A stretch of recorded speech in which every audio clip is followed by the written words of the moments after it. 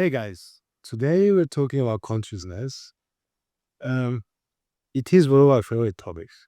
Yeah. Um, I so I mean we can start from I think the most fundamental question, which is like, what is consciousness, and Mm, go yeah, from there on. yeah. So I mean, generally there's many definitions of consciousness that are kind of thrown around within different aspects of cognitive science and psychology and even physics and philosophy.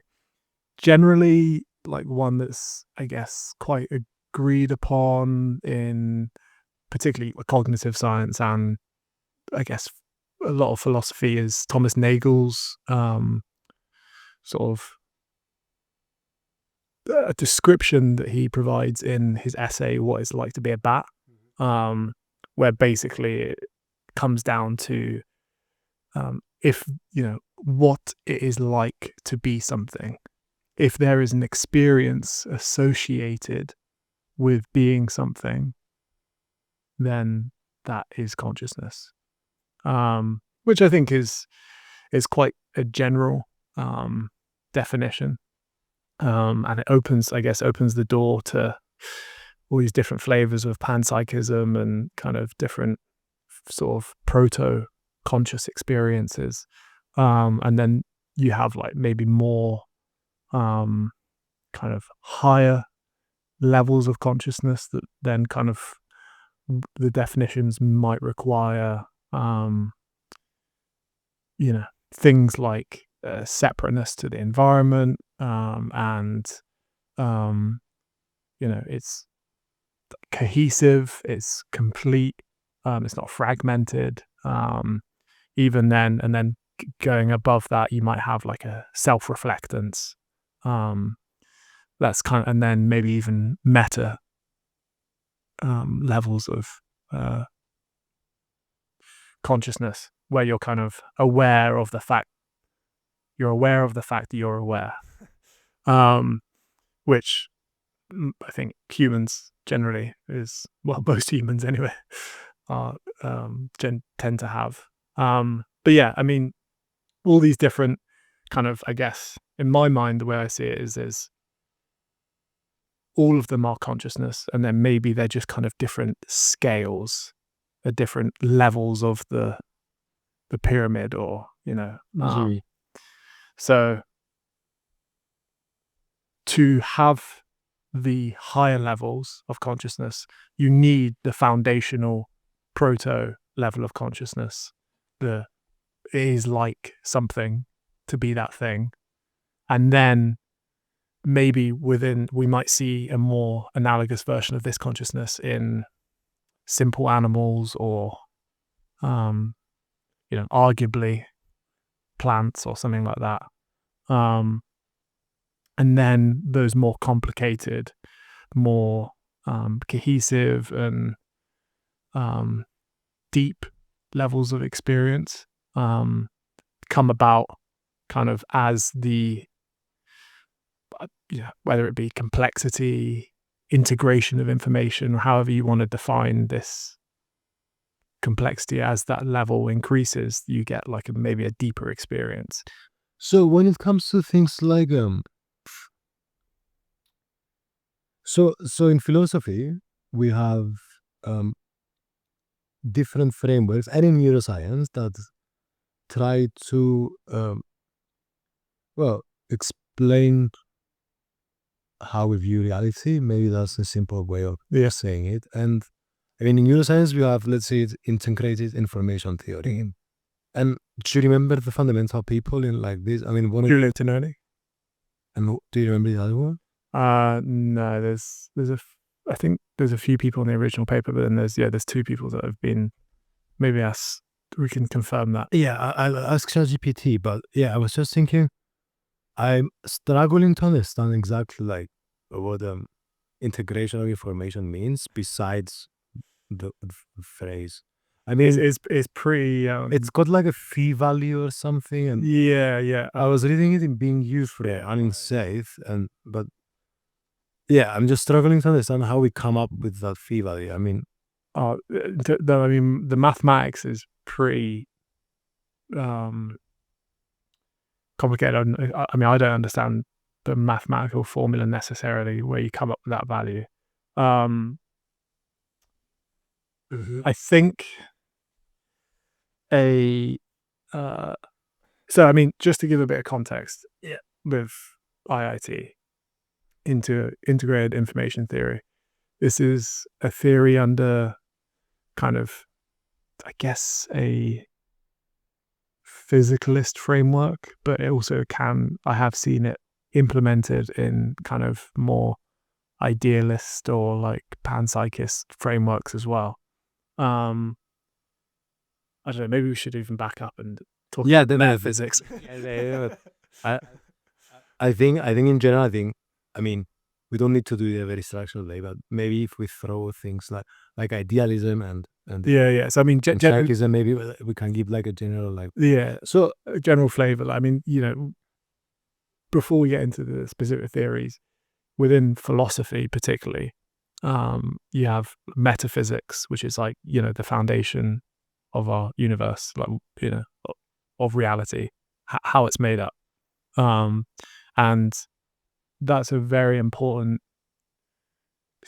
framework to work to sort of choose when you're dealing with consciousness, because consciousness is such a foundational aspect of experience and arguably of reality.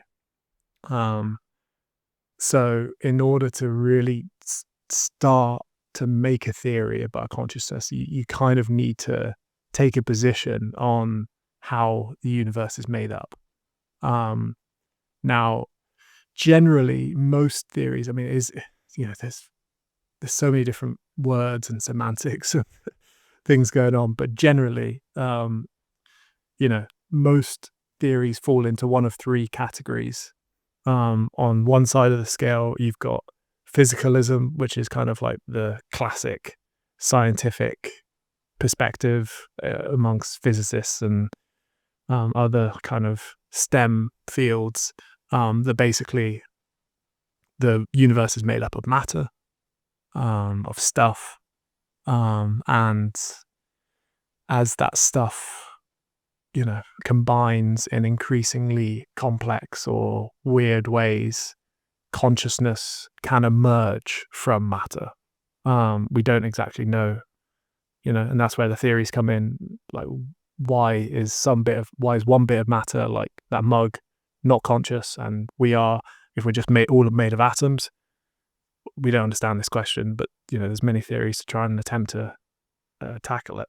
But that's the basic idea. Like, we're made of the same stuff as the mug, but due to complexity or whatever, we're conscious and the mug isn't. Then in the middle, then on the other end of the scale, you've got idealism. So rather than with physicalism, you've got matter as the foundation, and then consciousness comes out of matter. Idealism is kind of flipped on its head, where consciousness is the foundational aspect of reality. And out of consciousness, physical reality, physical matter emerges. And this isn't as a popular perspective, but it is gaining a lot more traction nowadays. It had different periods of favor as well, in kind of like the sort of different eras of philosophy. But yeah, it kind of fell out of fashion for a while, and now it seems to be coming back in a little bit, particularly as we kind of start to hit the wall with our current explanations of physics. So then people are looking for new ways to get around these barriers, and idealism seems to be a possibility that potentially could be fruitful. In between the two ends of the spectrum, you've got dualism, which is just basically most monotheistic religions, and other religions, I guess, not all, but some, would kind of fall into this category where you've got the physical realm, that's the realm we're in, and then you've got the spiritual realm, or the conscious realm maybe, and we're only conscious because we've got a spirit inside of us that's from that realm, and then once our body dies, it loses, the spirit goes back to the other realm, essentially, to a certain extent. I mean, there's many different variations that don't explain it quite like that, but the idea is, dualism means two. So there's two. There's a physical reality, and then there's the conscious spiritual reality. So I mean, generally most theories kind of fall into one of those three categories. Yeah, and so basically, monism is when we don't have a duality. So pure materialism is monism, like pure idealism is monism. And in dualism, for instance, I mean, Descartes with Meditations and First Philosophy, I think that's like I think he's a prime example of like kind of the dualist idea of, I think. Yeah. So it's good that you did the introduction. I mean, why do you think that idealism is gaining attraction? Right? I mean, we've talked about Bernardo Castro a bunch of times. Is it the kind of,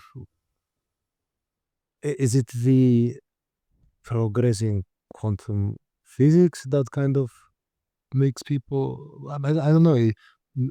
I mean, so there's the aspect of quantum physics where, observing something basically makes the wave function collapse, and therefore kind of reality changes. But as far as I understand it, and again, I'm no expert on this, but as far as I understand it, it doesn't necessarily, being an observer doesn't necessarily require consciousness. I mean, you can use like a sensor. I mean, how do you even use a photon? You need some type of device there. So it's just something that's interacting with that wave function, that is causing the collapse of the wave function. Like a lot of people, I think, like to smuggle in consciousness here as the reason, but I don't think it's clear that it is the reason. Yes. Somewhat related, but I don't think it is necessarily the reason.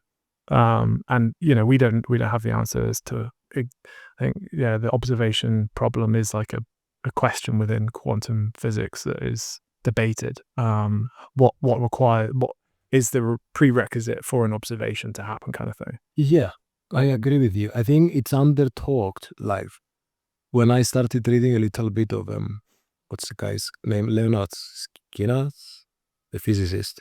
They call him Lenny, I think. He has like some basic quantum mechanics books and stuff like that. And in general, when I hear podcasts, I'm always like, okay, what exactly is the observer? Because I mean, now I'm gonna circles like the Philip Goss stuff, but it's like, which we've talked about quite a lot, but it's like the separation of we focus on quantitative stuff, measure our stuff in science, but then we leave certain questions, maybe not unanswered, but we don't spend a lot of time thinking about. For instance, what do we mean by observer when it comes to, if you ask a physics undergraduate, I doubt they'd give a good answer to what I think it's important. I think it is an important question, and it's not one I know that much about. I do know that it is definitely debated, and it is also used. I think like a lot of the kind of spiritual guru types use this uncertainty within science to then exploit that uncertainty and use it for their own explanation, and I guess financial gain and status and all that sort of stuff.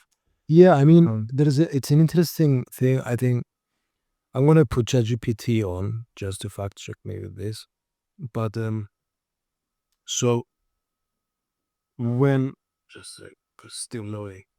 Basically, when the whole Schrodinger's cat thing came about, I'm pretty sure a lot of scientists, and I'm not sure if this includes Schrodinger himself, I want to ask ChatGPT, didn't love it.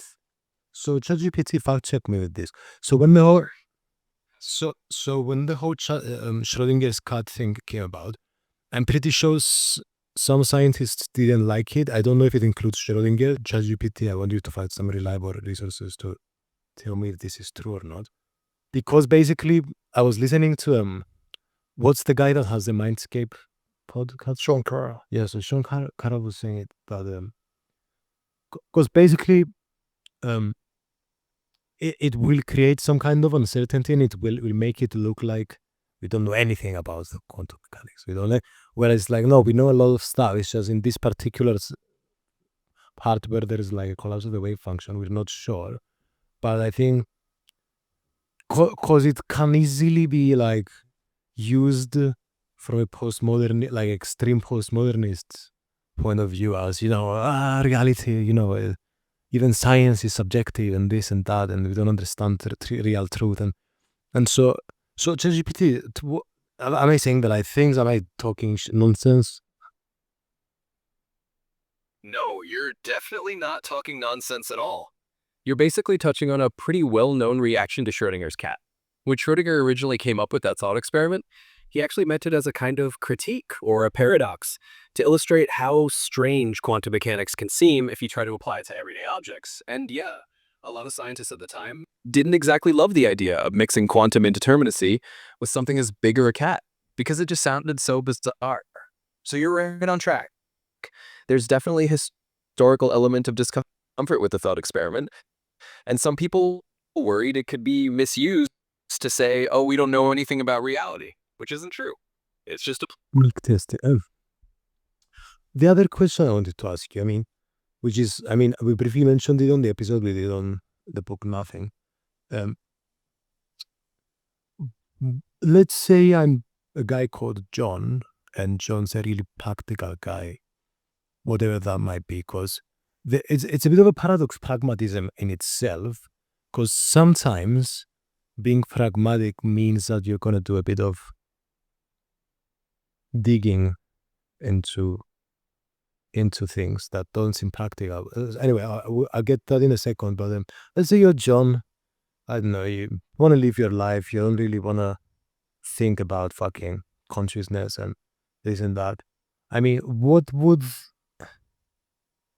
do you think would be the benefit for John to Understand, to even talk about it, to even like wonder about it?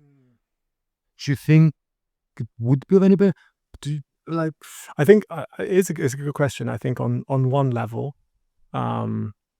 ignorance is bliss, and complete ignorance can be pretty easy sometimes. However, I do think that particularly if John is sort of struggling in certain ways in his life, or I think having an understanding of what is his experience and or what is his place in the universe can help provide some perspective. I mean, sometimes for people, actually, this type of knowledge can be even more destabilizing, and it can kind of lead to like nihilism and sort of existential sort of crises where you kind of think, oh, I'm basically nothing in a huge universe, or like reality basically isn't real, it's not what I think it is. And that can potentially for some people be destabilizing. For me personally, I find it quite liberating. Same, mate. Honestly, I go to bed, I like the most disturbing the book I'm reading, the more peaceful it is. I'm actually, where is it? There's a stash of a couple of books there. Can you pick up Emile Cioran? Yeah. So this is what I'm reading at night before bed, guys. No trouble with being born. Yeah, I was gonna tell you we should read this for a podcast. So Emil Cioran is an existentialist that quick parenthesis. And he talks a lot about death and suicide and stuff like that. And the thing I like the most about him is the fact that it's not as pessimistic as it sounds. It would be pessimistic if he killed himself, but he didn't. So, and I mean, he felt like the fact that he could gave him always a way out. So and also, I mean, general attracted to dark art and thoughts that maybe is disturbing because, first of all, it's a relatively controlled environment. Art, reading, I mean, fighting too, like in the physical like, kind of state. Like, it's a relatively controlled environment where you can exert a lot of energy and you can throw a lot of your troubles and your sorrows and a lot of things come out of it too. Like, it's a healing experience, and also, I think the more you get into it, especially with more intellectual things like thinking about consciousness and maybe other topics that maybe free will. I mean, free will disturbs a lot of people. I think the shock to the system comes from not talking about it enough. Like if someone mentions it once a month to you, I think after a point, if you like get into it a little, the idea. and you just understand that, okay, there's different people with different ideas. We don't really know. It's a bit like cold exposure sometimes. You know, when you first come in, it's like a shocking idea. You're like, Yeah. I'm doing this, and Yeah, your body's screaming at you, like, need to get out, need to get out. But then once you actually calm yourself, you spend some time with it, you can get into it and you can relax into it. And Yeah. it can be very beneficial and like feel great as well. I think free will is a great example of this because I don't believe in free will really, and Have you read much on it? I've read bits, yeah, and I've listened to a lot of podcasts of people that are, I guess, quite experts in it, talk about it. So yeah, I mean, you know, for me, it kind of comes down to the idea of determinism generally. So like if we live in a universe where, atoms or have forces that are applied to them, and the kind of Laplace's demon analogy where if you know the position of every single atom and the force that's being applied to it, you can basically predict the future because, okay, this atom's going to be forced over here, that's going to cause this chain reaction that then branches out to this chain reaction. And there's, that happens in your brain to some extent, where, certain neuron fires, that then causes a chain reaction of other neurons and so on. Arguably, there is quantum indeterminism. So like there's the aspect of randomness that is applied here as well. So it's not a complete, basically because we can't know exactly, an atom's position and speed and all that sort of stuff. There is an element of randomness there. But so it's not clear chain reaction every time. There's always going to be randomness in the system. That's what quantum physics tells us. However, we take both of those things. We take the fact that there is this sort of chain reaction, one thing leads to another, and there's this randomness. Where's the choice in that? Both of those things are out of our control. So like my argument would be, if we were to rewind time to exactly 10 seconds ago, could I have said anything different? Or were my neurons firing in such a way that these next few sentences that have come out of my mouth were guaranteed just due to the state of my brain at that time? It's like the turtles all the way down. And lower Sapolsky opens with it on. I mean, I've heard it from a bunch of different kind of places, but Sapolsky's got a good, quite a recent book. Well, he's got Behave, but he has a new book recently that's very much focused on free will. The whole thing is about free will, and it's interesting. of it. It's interesting with free will, guys, because it's like people think. I mean, some of the basic kind of arguments and counters that Sapolsky uses too that I found very interesting is people think that what are we gonna do with prisoners? It's like classic kind of. But I think, I mean, Chris Williamson had a nice discussion. I don't remember with who. Maybe it is Robert Sapolsky. But you can think, I don't have free will. That means all of these things that I've done in my life, whatever it may be. Maybe you've quit drugs and it was really hard. Maybe you quit smoking. Maybe you went to uni, became a doctor, and maybe you've, worked through childhood trauma and now have a healthy family. And maybe you think, was this like you, and maybe you needed to think at some point of your life that I can do this, it's up to me. And then people get scared with the you don't have free will idea, because it's like, well, if I don't, then who did this change? And will I go back to whatever, binge eating, doing drugs or whatever you're struggling with? So who's in charge of my successes? But I think that's where religion, that's where religion, something that religious people do that I really enjoy. For instance, I mean, me and Phil like fighting. So say Habib, and not only Habib, many fighters, but they tell them, you have this talent, and I'll bring it back to science and stuff. You have this talent, you are world champion, and they answer, they say, no, God gave me this. It's God, like everything is not me, and so that's kind of saying this wasn't like my free will. Exactly. And actually, and they're very, and sorry to interrupt you, but they're very appreciative of it. So that's a perspective too. For instance, instead of thinking, all my successes in life, it wasn't because of me. Well, you can think, I'm so grateful that things have taken a different turn. I'll do my best regardless. And this is an interesting thing. I don't know how much room there is for having a philosophical belief of no free will, but maybe in your day-to-day life, kind of pretending, or at least trying your best to believe you have as a placebo. I mean, it's kind of like compatibilism kind of talks about this to a certain extent. Explain to us what compatibilism is. I mean, it's kind of the dualism of free will. Yeah, it's kind of confusing to some extent. I might butcher this explanation slightly, but as far as I understand it, it's basically like you have free will, and yes, from a kind of purely atomic. Fuck yeah, sorry for you.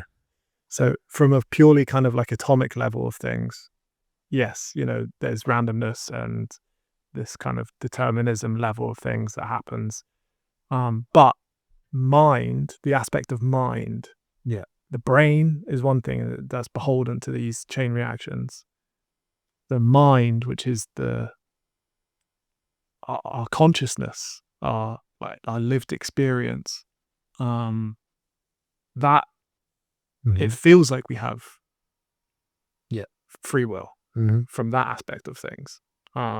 So essentially, we can still interact with the world believing we have free will, whether it maps onto the mind level of things, the brain level of things, we don't know, because that link between mind and brain is unknown at the moment. But yeah, I think it's something along those lines. What do you think, ChatGPT, about compatibilism, about Finn's explanation? How does that sound? Yeah, so compatibilism is a pretty interesting take on all this. It basically says, hey, even if the universe is deterministic at some level, you can still talk about free will in a way that makes sense. So what you're saying really lines up with that idea. Then on the level of our conscious experience, it feels like we're making choices, and that's meaningful for us. Even if at a deeper level, we don't fully understand how the mind and brain connect. I'm not satisfied with it. Also, Sorry, I just wanted to add before we related to your point about the religion, I think is really a good point, because it not only does it work for like giving props, but also I think for a lot of people, and I personally know people that have turned to religion after times of crisis because they feel like they can't trust themselves. They've had moments of trauma and difficulties that have really affected them, and often, they maybe feel that if I'm left in control, then Not good. it's not good. I'm not comfortable to be in control of my own life. I need to hand this control to a greater being. Yeah. And that provides people a lot of comfort. That's like, okay, there's something greater than me that is actually in control of my life and has a plan for me.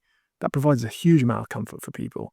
And it's not quite the same with this kind of the version of free will, because it's not like there's some necessarily, I believe there's some entity that has a plan for me, but it also means that like I do something in life and I fuck up, or Yeah. I have something go wrong, and I'm like, well, look, the universe was always going to end up this way, or like it's out of my control. So why am I clinging and attaching myself to this version? Don't go eat chocolate cakes. This is not bad.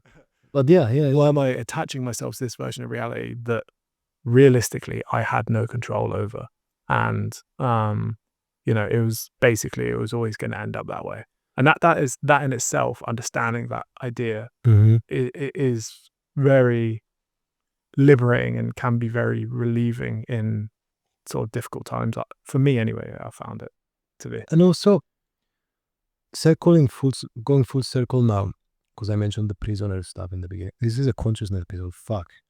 But it kind of relates. Yeah. Free will, consciousness, kind of, it's very similar things. AI is so with the prison, like the basic counter to it, it's like it's just a perspective shift. It's not that you stop putting prisoners to prison, that someone kills someone. Like, yeah, they're going to prison, but you get to see it from a different perspective. You say, okay, this person is quarantined now.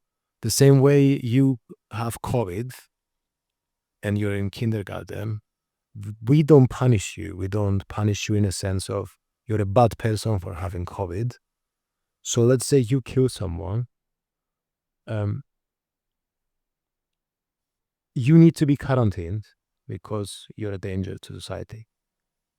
But I think it does provide us with a healthy alternative perspective, the idea of no free will, because it's like, yes, we will quarantine you. Nothing will change in that regard, but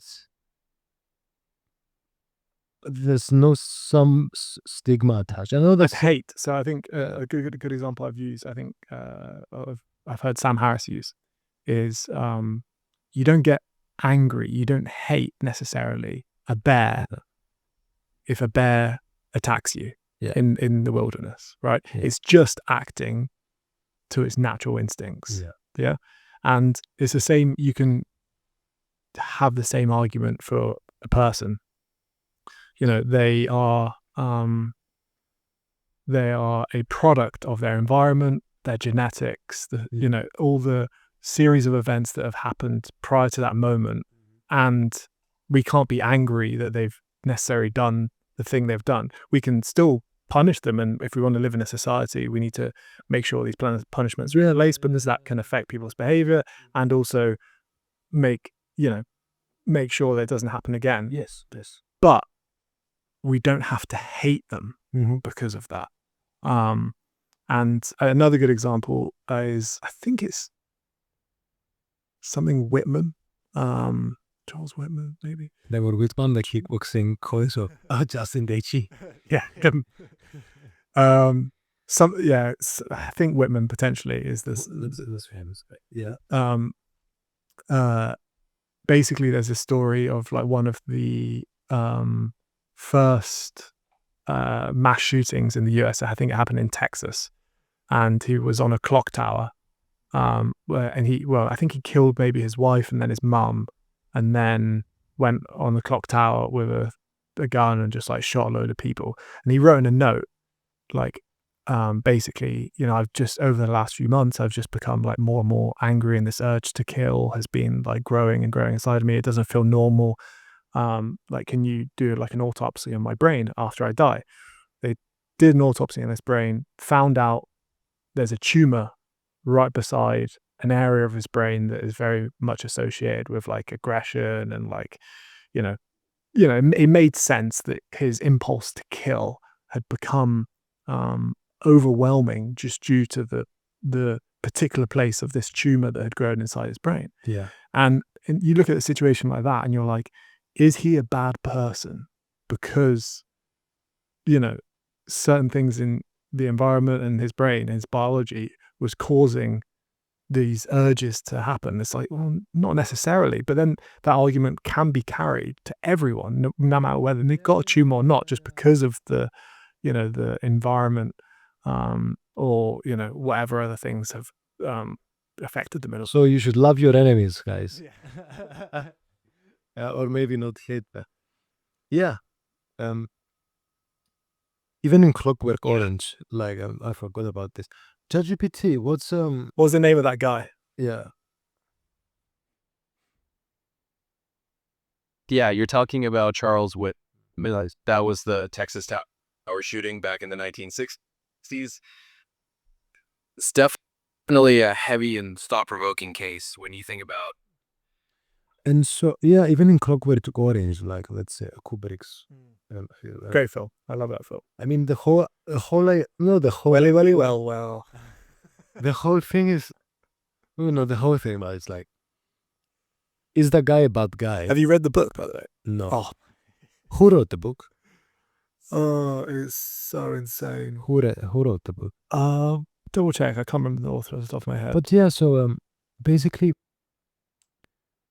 Slavoj Žižek has a nice, he had made a film just, analyzing films philosophically. And when he came to Clockwork Orange, this is one of, like, I love this because so what's the is that the Ode of Joy of Beethoven?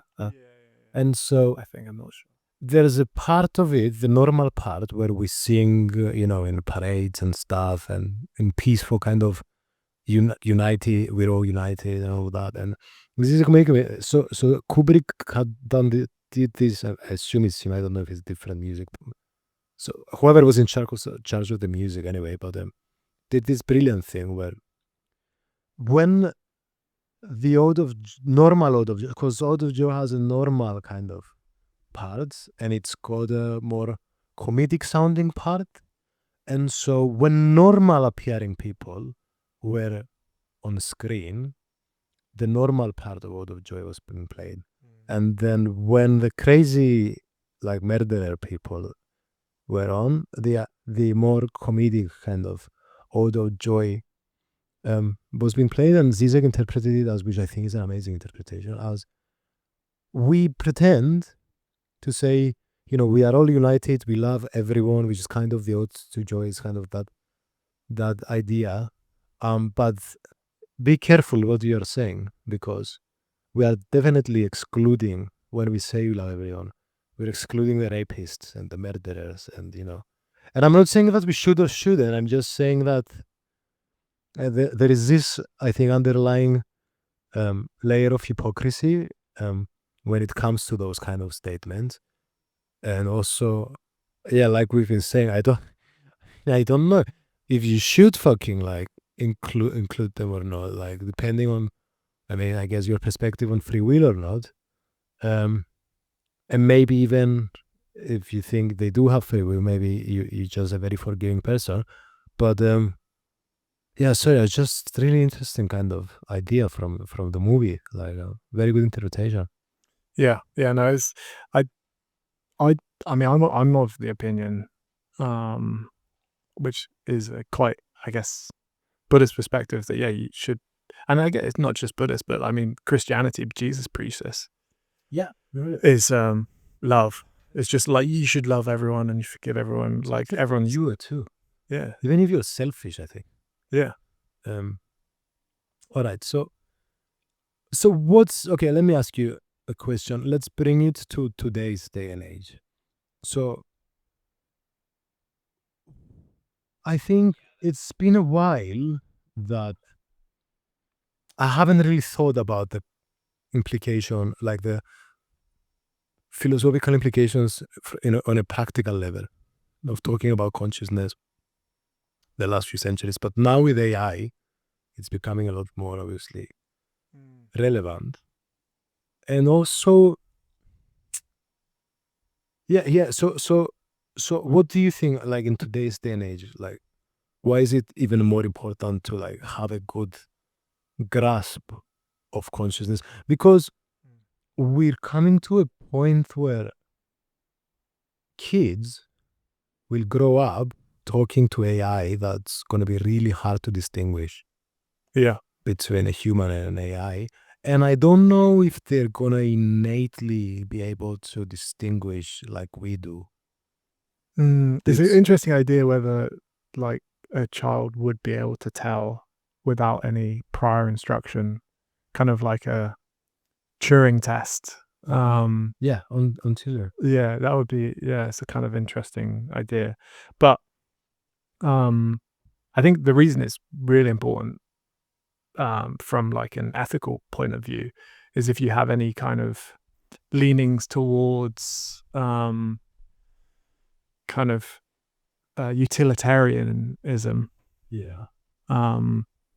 If we are basically bringing into being like millions, billions of these AI models, and we have no idea whether we're bringing into being billions of conscious experience, which is just pure suffering. Yeah. And then that basically just means, you know, we're just massively increasing the accumulative suffering on Earth, which is quite a horrible thought in many ways. So I think understanding whether what we bring into the world, what we have responsibility for, has an experience, has the capacity to suffer, is pretty fucking important in deciding whether we should actually do these things, and also what sort of rights we should give them and how we should treat them, and how we should try to understand whether, you know, say for example, I'm not saying this, I don't think the current LLMs are conscious, but for example, if we did say that they were, every time you start a new chat, like, you know, it's starting a new, springs like a new consciousness into being. You know, what types of chats make that consciousness happy? What type of chats makes it depressed? You know, and understanding these things, and then you can maybe calibrate your behavior to, just like you treat a person, you wouldn't necessarily just beat the shit out of someone just for fun, unless you're a psychopath, because you know it's going to make someone miserable. It's the same with interacting with an AI, because, you know, I'm going with that, particularly when it first came out, those LLMs, and you would kind of ask it weird questions and like try and like wind it up and like try and find its gaps and, you know, almost like pressure test it, but almost that could be quite a stressful, horrible experience for it if it was conscious. So yeah, I think understanding these things just from an ethical perspective is pretty important. I think that is a separate conversation than actually saying whether they are conscious or not. And, you know, there's a whole aspect, there's a functionalism within the cognitive science and sort of philosophy, which basically sort of says that, yeah, you kind of, the silicon version of AI that is possible now isn't sufficient for consciousness. And exactly, you know, you kind of need to be a entity within an environment in order to have a conscious experience. which Anil Seth, I think he's a proponent of this, which I think is pretty has some pretty solid ground in many ways. I'm not entirely sure or convinced either way, but I think there's definitely a good argument to be made that might be the case. But yeah, I mean, again, it's pretty argued, and I think currently with the current structures, anyway, like we sort of mentioned things like IIT very briefly at the beginning of this conversation, and there's many other sort of theories around consciousness, but most of them would kind of generally agree that you need like very kind of, I guess, complicated, but you need a lot of like feedback and feed forward interaction, essentially. So the model's constantly, so the algorithm of consciousness potentially is constantly self-referential, essentially. We're talking about self-reference. I mean, I mentioned this, sorry to interrupt, like Gödel from Hofstadter, or there's even idealist notions of self-reference. I mean, Kastrup talks has a lot of analogies. In fact, Hegel, the book we're reading, is full of this. I mean, Hegel is like very prominent idealist. Sorry, but yeah. Sorry, continue. And Schopenhauer too. Yeah, I think it really does. Again, I probably don't have the insight or intelligence to really understand it fully, but this kind of self-referential aspect, this kind of like constantly sort of infinite sort of cycle of, I think, is a very deep truth to reality, and it comes up everywhere. And I think it probably is very important to consciousness, on whatever consciousness is. I don't exactly know how it fits into that, but I think my intuition says it seems like a very important concept. It's like the engine starting, basically. I mean, okay, ChatGPT talked to us a little bit about self-reference and how it relates to consciousness.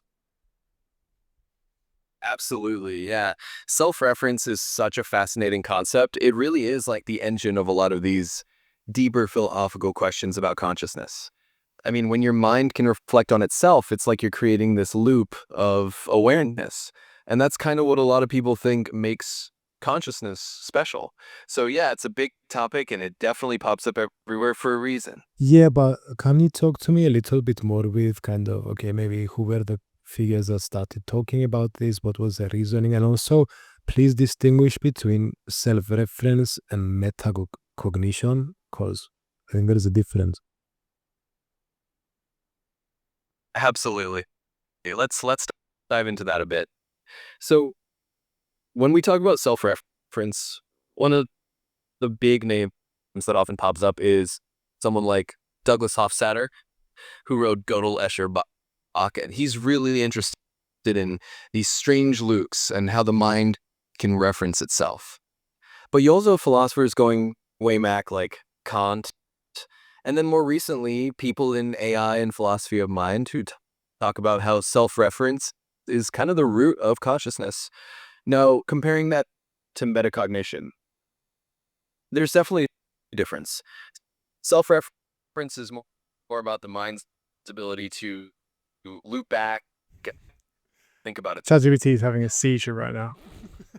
Well, yeah. It's self-referencing itself too much. Jesus Christ. But yeah, I mean, metacognition, I think, is more like on a conscious level. Like, I'm aware that I'm able to think about the fact that I am thinking. Whereas like the kind of self-reference we're talking about is more kind of like a foundational mechanical level that's kind of maybe not like directly within our conscious experience so much. It's kind of like whether it be a subconscious process or just like a kind of foundational mathematical aspect of the algorithm that allows consciousness to exist. But I mean the reason I really brought this up was because a lot of the large language models nowadays really just don't have this level. They're very much feed forward models. So the neural nets are one node goes to the next, but in a very kind of feed forward manner. And there is, as the models get more complicated, there is more feedback mechanisms, but it's just not to the same extent or complexity, which kind of, I think, is one of the main reasons a lot of cognitive science says that these large language models wouldn't have the capacity to actually have any sort of form of consciousness. I mean, what's also really interesting, so in Hofstadter in Gödel, Escherbach, when he talks about these things, so he brings into discussion, I mean, ChatGPT, please do. So it's like a statement, like what's the classic example? Like, this statement is false, and you have to kind of reference the statement itself when it becomes like circular. ChatGPT helped me out here with like number theory, like and Gödel's the theory of incompleteness and all of that. ChatGPT explained to us how the ideas, the main ideas in Gödel, Escherbach, explained them quite thoroughly, explained quite, don't do just a general brush. Sure. So in Gödel, Escherbach, Douglas Hofstadter dives into the idea of self-reference and how it creates these kind of strange loops or circular references. When you mention a statement like, this statement is false, you're dealing with a self-referential paradox. And that's exactly the kind of thing Gödel's incompleteness theorems deal with. In a nutshell, Gödel showed that in any sufficiently powerful mathematical system, you can create statements that basically say, I am unprovable within this system. That means the system's inherently incomplete. There are true statements it just can't prove. Hofstadter uses that idea as a metaphor for all sorts of systems, including how our minds might not be able to fully understand the pals because it's similar loops. So the main idea is that these strange loops and self-referential structures show the limits of formal systems and help explain why something like consciousness isn't just a straightforward computational process. Hopefully that gives you a thorough and still approachable window. What about things like, okay, because Escher is also mentioned. I mean, MC Escher is a painter. This is MC Escher, actually. That's MC Escher. That's a really interesting one about figure and background, which is one of the chapters of Gödel, Escherbach, actually. So ChatGPT talked to us a little bit about, I mean, how MC Escher's art contributes to the argument, and also Bach himself. So there's a really interesting, I think it's the art of the fugue, where there's a melody inside a melody, and it's kind of, an analogy for self-reference. Maybe talk to us a little bit about that. Again, do it in a thorough way. Absolutely. So one of the things Hofstadter does is he weaves in MC Escher's art as this perfect visual parallel to the idea of self-reference and these strange loops. Escher's drawings often play with figure and background in a way that flips for perception, like those staircases that seem to go both up and down endlessly at the same time. It's a visual kind of paradox that mirrors the logical and mathematical paradoxes that Gödel flows about. And then Bach comes into the picture with his music, especially something like the art of the fugue. In a fugue, you have melodies that layer on top of each other and sometimes turn back on themselves, almost like musical versions of these logical loops. So Hofstadter's basically saying that these patterns, whether they're in math or in music, all point to the same fundamental idea, that self-reference and these kind of loops create complexity and the possibility of systems that can sort of talk about themselves. And that's a big part of the argument about why consciousness or understanding is more than just straightforward computation. So hopefully that gives you a nice thorough picture of how Escher and Bach tie into it all.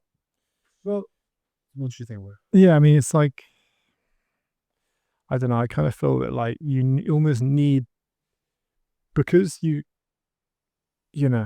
think the idea being, if you kind of reductively go down into anything, you kind of, at some point, you just can't go anymore. You kind of will hit a wall eventually. Yeah. And then if you can't go any more, then you don't have any foundation. And this kind of, I guess, is where, Gödel's incompleteness theorem kind of really revolutionized mathematics, because before that you had Principia Mathematica with Bertrand Russell and Whitehead. That basically was kind of arguing for how 1 + 1 = 2, essentially, or the foundation of mathematics. Like, how can we be sure that is the case? Yeah. but like at a fundamental level, they weren't really able to like fully prove that. But because I mean, again, I'm no mathematician, I could be massively missing the point here, but to me it seems, and it's kind of the same with consciousness, like you need like some type of like infinite loop nature thing that is just like self-fulfilling, but is like a constant fulfilling loop that provides a kind of foundational aspect. Because, you know, it can't just be one thing, because that can be broken up, or so it needs to be this kind of this combination of things. And then we talk about and you know, we see in physics, and when we talk about the observer principle, it's like when things come together. And Ian McGilchrist talks a lot about this in his book. It is the Master and its Emissary. It's the act of things coming together, and the existence, that reality is kind of formed. So nothing can exist in complete isolation. And it's that kind of process of constant mixing and the interaction between things that really, I think. Sorry guys, we lost audio for a sec. Yeah, and also I was just telling to Finn, the whole self-reference idea might be connected in a way to, I mean, things like how life started and how the universe started, and that might bring kind of a possibility of the universe starting the engine almost in a sustainable way that doesn't need a create. Then we go into evolution. We're gonna call this episode here though. Maybe we'll do another episode on where life started or something. Yeah, and also I feel like we didn't actually really get into the theories, so maybe we could do some episodes of theories of consciousness. But I mean, this was a good overview of the metaphysics and the general sort of underlying principles. But yeah, we could get into some of the details of what some of the theories say as well. Let us know in the comments what other topics or books we should do. I think maybe doing an episode on panpsychism or one on materialism or illusionism would be good. Maybe read some books on it. But yeah, that's the episode for today, guys. I hope you enjoyed it. I enjoyed it. Thank you it's good for coming, brother. And we're going to jiu-jitsu. Fuck yeah. Boom. Us. So yeah.